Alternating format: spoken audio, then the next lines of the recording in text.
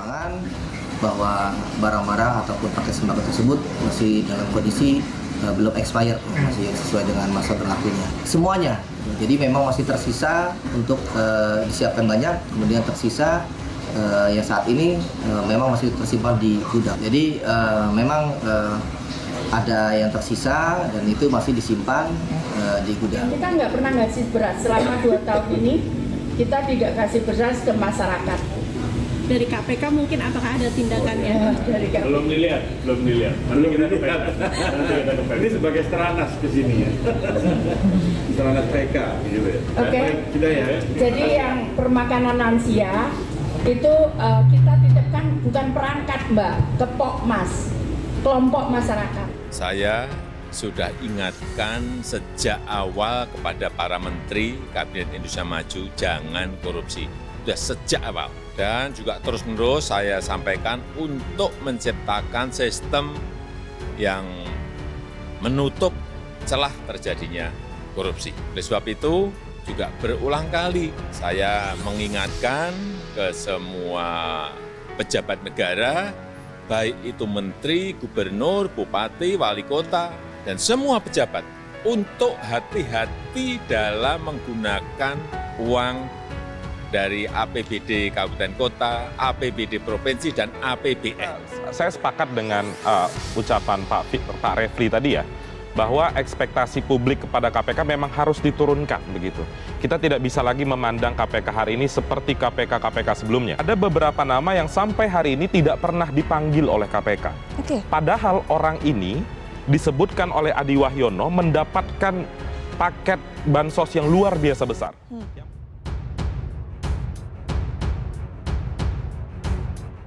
Jakarta kemarin, bansos tak tersalurkan hingga rumah Ibu Fatmawati. Sejumlah berita seputar DKI Jakarta terjadi pada Jumat 13 Januari.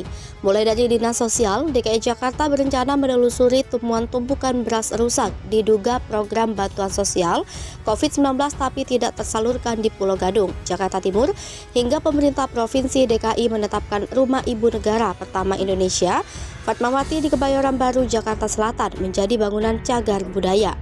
Berikut rangkuman seputar DKI Jakarta yang masih menarik untuk dibaca kembali. 1. Dinas DKI telusuri beras rusak diduga bansos tak tersalurkan. Dinas Sosial DKI Jakarta berencana menelusuri temuan tumpukan beras rusak di Pulau Gadung, Jakarta Timur diduga berasal dari program bantuan sosial COVID-19 tapi tidak tersalurkan. 2. Pengelola Pasar Senen bantah tutup pasar kue pagi. Manajemen Persewaan Senen Jaya 1 dan 2 Anton Susilo Nugroho membantah telah menutup pasar kue pagi secara permanen melainkan hanya memindahkan lokasi berjualan atau direlokasi. 3. Rumah Ibu Fatmawati jadi cagar budaya. Pemerintah Provinsi DKI menetapkan Rumah Ibu Negara pertama Indonesia Fatmawati di Kebayoran Baru, Jakarta Selatan menjadi bangunan cagar budaya. 4. Pemprov DKI tingkatkan potensi edukasi anak di AEW Ragunan. Pemerintah Provinsi DKI Jakarta DKI meningkatkan potensi edukasi bagi anak di Agro Edu Wisata Ragunan, Pasar Minggu Jakarta Selatan melalui kunjungan ke Rumah Pertanian Modern. 5. Jakarta Barat mempersiapkan posko layanan siswa disabilitas tahun ini. Pemerintah Kota Jakarta Barat, Jakarta mempersiapkan posko pelayanan disabilitas untuk siswa tingkat SD, SMP, dan SMA sederajat pada tahun ini. Heboh dugaan korupsi bansos COVID DKI 2020. BP BUMD jelaskan soal beras. Dugaan korupsi program bantuan sosial Pemprov DKI Jakarta untuk penanganan COVID-19 pada 2020 silam senilai 2,85 triliun rupiah ramai dibahas di media sosial. BP BUMD DKI Jakarta meluruskan soal kabar penimbunan beras bansos COVID-19 tahun 2020 di gudang Perumda Pasar Jaya. Kabar dugaan penimbunan beras untuk bansos COVID-19 disampaikan oleh pegiat media sosial Rudi Valinka melalui akun Twitternya @kurawa. Rudi menyebut beras itu tersimpan di gudang sewaan yang berlokasi di kawasan Pulau Gadung. Rudi menyebut pada 2020 silam, Dinas Sosial DKI Jakarta menunjuk 3 perusahaan untuk menyalurkan paket sembako, yaitu Perumda Pasar Jaya, PT Food Station, dan PT Trimedia Imaji Rekso Abadi. Adapun nilai kontrak Perumda Pasar Jaya untuk penyaluran 11 tahap sebesar 2,85 triliun rupiah. Cuitan itu juga menyertakan kondisi beras yang ada di gudang penyimpanan bansos di Pulau Gadung, di mana kondisi beras bansos yang menumpuk di gudang tampak menguning dan rusak. Rudi juga menyertakan analisa vendor hingga supplier yang mendapat jatah pengadaan bansos DKI Jakarta yang membuat sejumlah nama. Penjelasan BP BUMD DKI, PLT Kepala BP BUMD DKI Jakarta, Fitria Rahadiani, mengatakan pihaknya telah berkoordinasi dengan Perumda Pasar Jaya terkait kabar penimbunan beras di gudang miliknya. Fitria menjelaskan, beras yang ada di gudang Pulau Gadung itu merupakan stok sisa dari retail perusahaan. Fitria tidak menjelaskan secara rinci mengenai kondisi stok beras tersebut. Dia hanya menyampaikan nantinya pihaknya akan melakukan lelang pada akhir bulan ini. Detik.com telah berupaya menghubungi Direktur Utama Perumda Pasar Jaya, Tri Prasetyo. Namun hingga berita ini diturunkan, yang bersangkutan tak merespon. Komentar PJ Gubernur DKI. PJ Gubernur DKI Jakarta Heru Budi Hartono merespon dugaan korupsi bansos COVID-19 tersebut. Heru mengaku tak tahu menahu mengenai isu tersebut. Dia juga menekankan agar rekonsiliasi data terus ditingkatkan. Komentar ex-TGUPP DKI. Sementara itu, ex-anggota TGUPP Anies Baswedan, Tata Ujianti, enggan mengomentari mengenai isu tersebut. Tata menyerahkan proses audit kepada BUMD terkait. Dugaan korupsi bansos era Anies mencuat, buzzer panik. Paniklah masa enggak.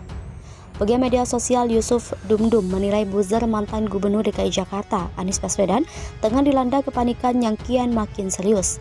Bagaimana tidak? Kasus dugaan korupsi bantuan sosial Pemprov DKI Jakarta tahun 2020 yang saat itu dipimpin Gubernur Anies Baswedan senilai 2,85 triliun rupiah terungkap ke publik.